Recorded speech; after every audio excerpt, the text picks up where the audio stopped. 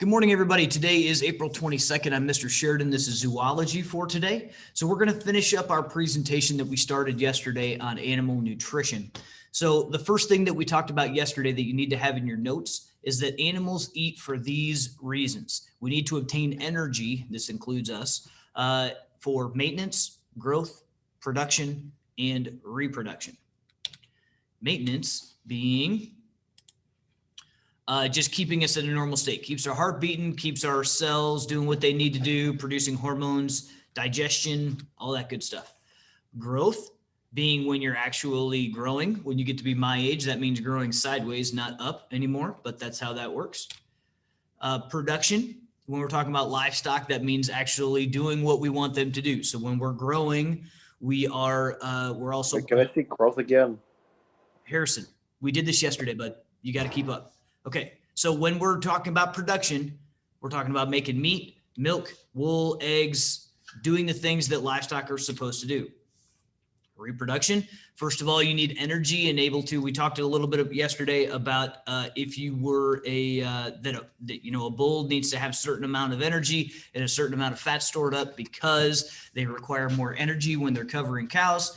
But there's also some energy that's required to produce those sex cells and for females as they are creating eggs and growing calves inside them.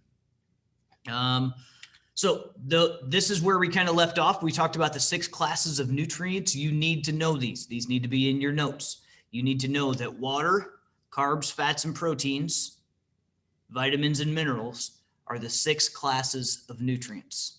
We're going to go through each one of those. Yesterday, we talked about water. Water is the most important nutrient. It's number 1, 2, and 3 on the priority list of what you need to make sure the livestock have.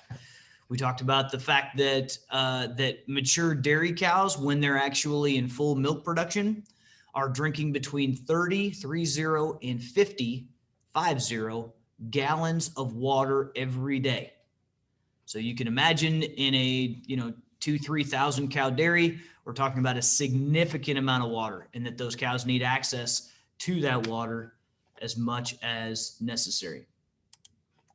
So now we're moving on. This is new material. This is something new that we did not get to yesterday. We're going to talk about carbohydrates.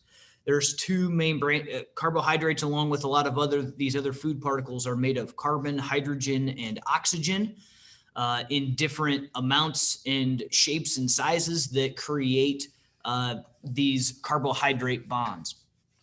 So sugars and starches are 2 examples of simple carbohydrates that are either already digestible, or starches had to be broken down a little bit, but those are relatively easy to do that, versus complex carbohydrates. When we're talking about livestock, this would be grasses, hay, forage, that sort of thing, that would be considered fiber. Or they also have a lignin in here, which would actually be even more fibrous material, which would be something like tree bark. That would be very, very difficult for animals to get any actual nutritional value out of. But it takes, that's why obviously this is more important for ruminants, because they have in their rumen, they can let that material ferment and start to break down, where it's something that they can actually use. Then we're going to talk about proteins. Proteins are strings of amino acids. So proteins need to be broken down into their amino acids so that they can be digested. They're also made of carbon, hydrogen, and oxygen, but also have some nitrogen mixed in there. These are the things that build body tissue.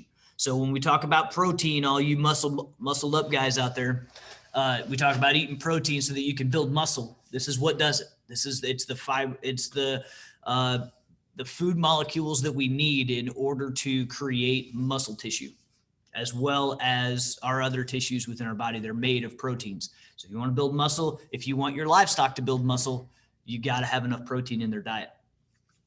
This is very, very important. Please write this down. You need to know this. 2 forms of protein that we need to talk about. The first is crude protein. When you look at your feed label, you're going to see whether it's, right now we're feeding 18% to the pigs right now at home. We're feeding 19% to the sheep.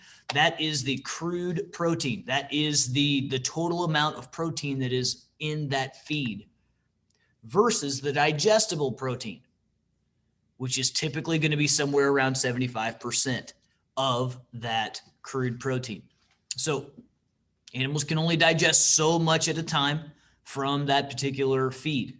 There's some proteins that are more digestible than others, but as a rule, we're going to use this about 75% rule as so your digestible protein is going to be somewhere around 75% of the crude protein in your livestock ration. Questions about that? Okay. And fat. So we talked about carbs, we talked about proteins. Now we talk about fats. So this is the most energy dense. We want to include some fat in our diets because it's the best way to get energy to animals. It's going to have the most calories, which means it has the most energy, which means it allows them to do the most. However, these are harder to break down. They're different to break down. We can't just make their entire diet fat, but it is helpful to include in these rations. Broken down into two separate things. There's some exceptions to these rules, but for the most part, saturated fat is going to be solid at room temperature. Typically, it comes from animal fat, and unsaturated fat are going to be like your oils, vegetable oil, that olive oil, that sort of thing, are unsaturated fats that are liquid at room temperature and typically are coming from plants. So you need to know that fat is the most energy dense, has the most calories, and you need to know the difference between saturated and unsaturated fat.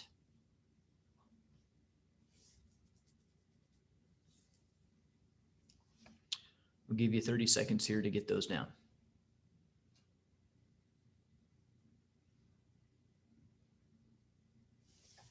Can you please go back to the protein slide for a little bit?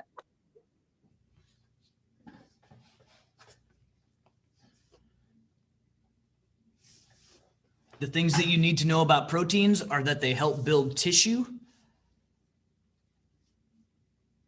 especially muscle tissue. And you need to know the difference between crude protein and digestible protein.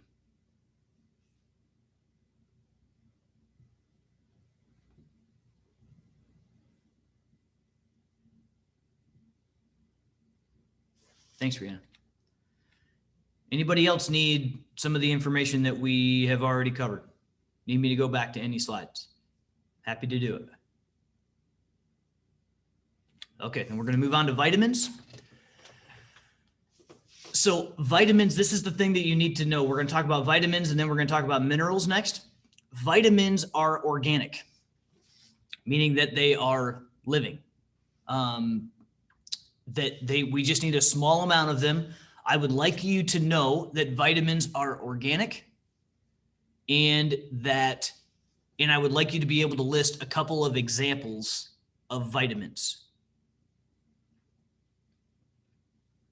And these are all vitamins that typically we're getting from our diets that come pretty naturally if you're eating a relatively balanced diet. But there are some of these that we need to supplement in livestock rations for the most part. But vitamins they are what help our body function correctly. We need some of these vitamins in small amounts so that our cells can do what they're supposed to do, especially in terms of absorbing minerals. Does anyone need more time on this slide? Again, I want you to know that vitamins are organic, and I want you to be able to list a few examples.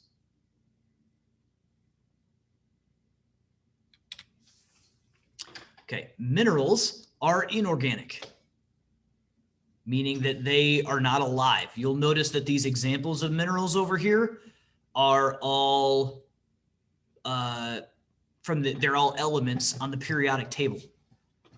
A lot of these are metals, would be considered metals. So we only need a little bit of each one of these things, but we need more of some than others. The purpose of minerals is to regulate vital chemical processes of the body, including muscular activity, reproduction, digestion, and repair of tissue. It also provides material for the growth of bones and that sort of thing. We talk about calcium specifically. I think that's a pretty common one that most people understand, that you got to have enough calcium if you want your bones and teeth to grow big and strong. That's what we've all heard since we were little kids. So I want you to be able to list a few examples of minerals. The one that I want to draw your attention to is actually two of them, are selenium and copper. Because if anyone has been around sheep especially, you'll know that Michigan is actually a selenium deficient state. So meaning that in out west and that sort of thing, there's enough selenium in the soil that the grass actually absorbs some of that, and sheep can get enough selenium in their diet just by getting forage. Michigan, that's not the case. Lambs are actually given a selenium booster when they are born, so that, and you'll notice that there are, that you'll see that there, if you went on YouTube and searched selenium deficiency in sheep, you would know that there'd be a lot of muscular issues, that their muscles aren't firing correctly because they have a selenium deficiency. You need enough selenium in your body for your muscles to work correctly.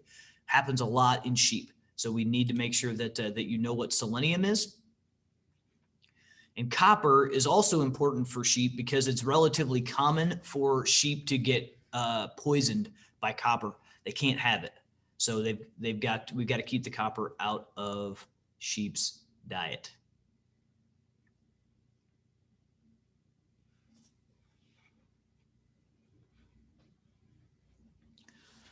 So those are the 6 areas that the 6 classes of nutrients that you need to know.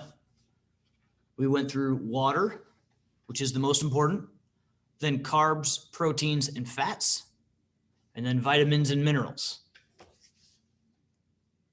So there's a few things in each one of those that I want you to know. Does anybody need more time with any of those slides?